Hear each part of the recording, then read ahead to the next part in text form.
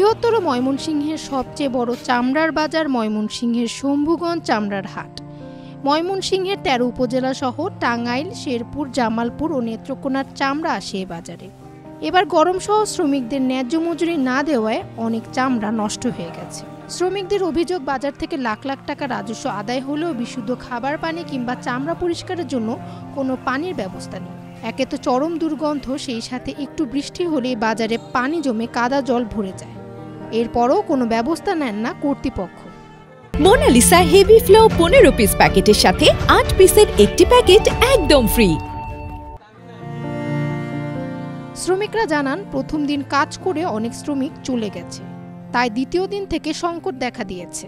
অল্প কয়েকজন শ্রমিক হাটে চামড়ায় লবণ লাগানোর কাজ করছে, এর মধ্যে অনেক চামড়া পচে গেছে। এই যে দেখেন, আমাদের এত বড় একটা প্রতিষ্ঠান, যে অনেক কিছু লাখ লাখ কোটি কোটি টাকার ইনভেস্ট করা হইতেছে বাজারে, একটা সামান্য নিত্য পরিমাণের গরিবরা আইসা কাজ কাম করলে হাত ধরতে পারে না।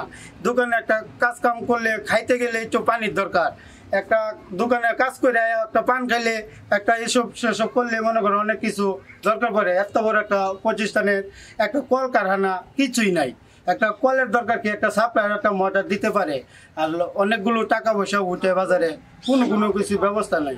একটা বাথরুম আছে, যাইতে গেলে বাথরুম লাগে 20 টাকা করে নেই। বাথরুম আছে অনেক দূরে, ওই বাজারে পুরাতন বাজারে আছে, এটা ক্যান্সেল, এটা অনেক নোংরা হয়ে গেছে। এই বাজারে তো মনে হয় যেটা হোক একটা কম বেশ অনেক কিছু করার দরকার, বলেন কোনো পরিবেশের নাই। অনেক শ্রমিক জানান, এবার গত বছরের তুলনায় চামড়ায় লবণ দিতে শ্রমিকদের মজুরি কম দেওয়া হয়েছে, যার দরুন অনেক শ্রমিক কাজ ছেড়ে চলে গেছে। শ্রমিকরা আরও জানায়, ময়মনসিংহের সবচেয়ে বড় চামড়ার হাট হলেও শ্রমিকদের কোনো সুবিধা নেই এখানে। পরিষ্কার পানির অভাব রয়েছে এবং এখানে শৌচাগার কখনোই ছিল না। এক কথায় চামড়ার মাঠের কোনো উন্নয়ন নেই, অথচ সরকার লাখ লাখ টাকা রাজস্ব নিয়ে যাচ্ছে বাজার থেকে। বাজারের ক্ষুদ্র চামড়া ব্যবসায়ীরা জানান, এখনও ট্যানারির মালিকেরা এ বাজারে আসেন, তবে আগামী শনিবার ট্যানারি মালিকেরা চামড়ার বাজারে আসবেন বলে জানা গেছে।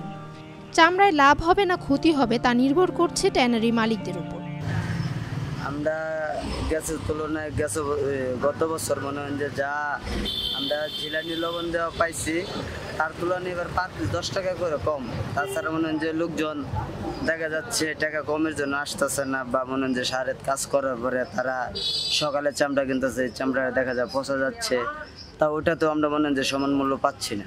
তা ওটা দেখা যায় কাজ করতে গেলে আমাদের সমস্যা হয়, শরীর খারাপ হয়। তা দেখা যায় অনেক পার্টি আছে আপনার, দেখা যায় সকাল 10টা 11টা থেকে চামড়া কিনে, তার মানে 24 ঘন্টা ওভার হয়ে যাওয়ার পরে চামড়াটা ঠিক থাকে না। হয়তো চামড়াটা ধরতে গেলে দেখা যায় রুম্বা সহ ছিঁড়ে আসে, আমাদের শরীরে তখন কুলায় না। শম্ভুগঞ্জ বাজারের ইজারাদার আসাদুজ্জামান সোহেলের মোবাইলে একাধিকবার ফোন দেওয়া হলেও তিনি ফোন রিসিভ করেননি। Famia Suhrawardy, Daily Sun. For more updates, follow us on Facebook, subscribe our YouTube channel, get the latest update on www.daily-sun.com.